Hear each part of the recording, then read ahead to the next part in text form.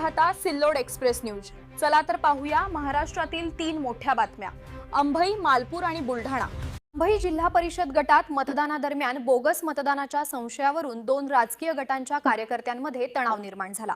सिल्लोड अंबई जिल्हा परिषद गटात मतदानादरम्यान बोगस मतदानाच्या संशयावरून 2 राजकीय गटांच्या कार्यकर्त्यांमध्ये तणाव निर्माण झाला। प्रतिनिधी गौतम हिवराळे।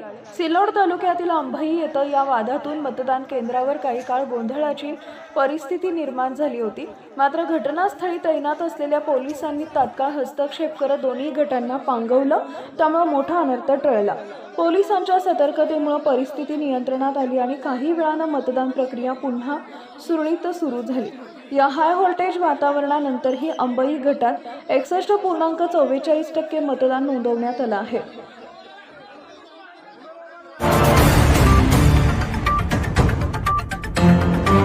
मालपूर इथं श्री गजानन महाराज प्रकट दिवसाचे औचित्य साधत होम हवन व प्रसाद वाटप। सहसंपादक प्रभाकर अडघळे।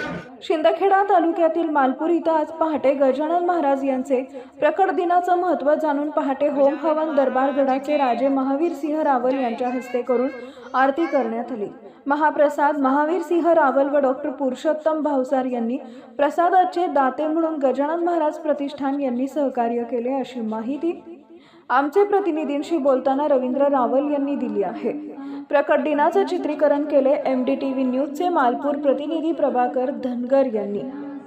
रांगोळी व मंदिराच्या आवारात सुशोभीकरण केले सायली पाटील, कृतिका धनगर, वैशाली रावल यांनी। कार्यक्रम यशस्वीतेसाठी अनमोल सहकार्य लाभले।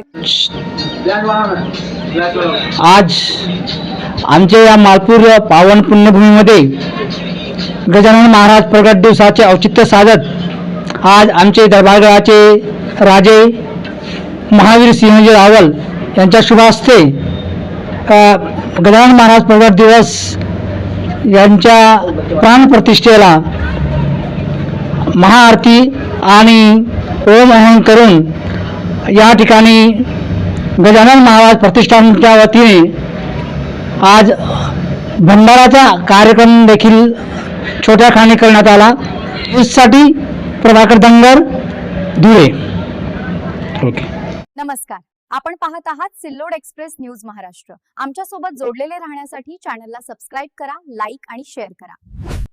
25 फेब्रुवारीपासून शेगाव इथं राष्ट्रीय आयुष आरोग्य मेळावा 2026 आयोजित करण्यात येणार आहे। बुलढाणा प्रतिनिधी सय्यद इरफान। 25 ते 28 फेब्रुवारी दरम्यान होणाऱ्या या मेळाव्याचं उद्घाटन भारताच्या महामहिम राष्ट्रपती श्रीमती द्रौपदी मुर्मू यांच्या शुभ हस्ते होणार असल्याची माहिती केंद्रीय आयुष मंत्री प्रतापराव जाधव यांनी शेगाव इथं घेतलेल्या पत्रकार परिषदेत दिली आहे। संत गजानन महाराजांच्या नगरीत होणाऱ्या या 4 दिवसीय मेळाव्यात नागरिकांची मोफत आरोग्य तपासणी, औषधोपचार तसेच आयुर्वेद, योग, होमिओपॅथी, निसर्गोपचार यांचं मार्गदर्शन दिलं जाणार आहे। शेतकऱ्यांसाठी वन औषधी लागवडीबाबत विशेष मार्गदर्शन व प्रदर्शनही आयोजित करण्यात आलं आहे। या आरोग्य मेळाव्याचा लाभ नागरिकांनी मोठ्या संख्येने घ्यावा असं आवाहन केंद्रीय आयुष मंत्री प्रतापराव जाधव यांनी केले। युनानी, सिद्ध, सोवारिप्पा, होमिओपॅथी, निसर्गोपचार व योग यांचा प्रचार आणि प्रसार व्हावा। कार्यरत विविध आयोग व संशोधन संस्थांचे वरिष्ठ अधिकारी, स्थानिक आमदार आपले डॉक्टर संजयजी कुटे साहेब, अखिल भारतीय सर्वप्रथम अगदी शॉर्ट नोटीसवर आपण सर्वजण या ठिकाणी आला, त्याबद्दल आपल्या सगळ्यांना गुप्ता सर्व जे कलेक्टर साहेब पण या ठिकाणी आमचे उपस्थित आहेत, दादाची वैद्य शंकर दाजी शास्त्री पदे यांच्या संकल्पनेतून 1907 साली स्थापन झालेली ही आयुर्वेदाची सर्वात 1-2च कॉलेज आपल्या इकडे होते, बाकी डिप्लोमा कोर्स होते। आता आयुष मध्ये सुद्धा इंडस्ट्रीज मोठ्या प्रमाणामध्ये वाढत आहे। आयुषचा स्वीकार आपल्या देशामध्येच नाही तर जगामधले लोक सुद्धा आता आयुषच्या बाबतीमध्ये एवढे अट्रॅक्ट झालेले आहेत की ज्या मी तुम्हाला सांगितलं की जे WHO ग्लोबल आमचं समिट झालं होतं तर 100 पेक्षा जास्त देशातल्या लोकांनी की आमच्या देशामध्ये सुद्धा तुमचे हे उपचार पद्धती किंवा याचं नॉलेज तुम्ही आम्हाला द्या, त्याचे यमन करण्यासाठी तयार झाले। वतीनं चौथी राष्ट्रीय आयुष आरोग्य मेळावा 2026 याचं आयोजन आपण दिनांक 25 ते 28 फेब्रुवारी 2026 या कालावधीमध्ये शेगाव या ठिकाणी घेण्यात येणार आहे.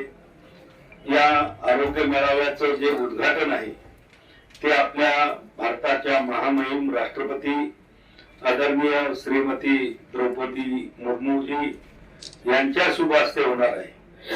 आणि या कार्यक्रमाला जी विशेष उपस्थिती लाभणार आहे ते म्हणजे मंत्रालयासाठी काही मिळत होतं. आम्हाला पैसा फ्लेक्झिबल फंड ज्याला म्हणतो तो रेग्युलर जे बजेट असायचं ते यायचं, पण विशेष घोषणा होत होत्या. पण यावर जवळपास 5 मोठ्या घोषणा आयुष मंत्रालयासाठी झालेल्या.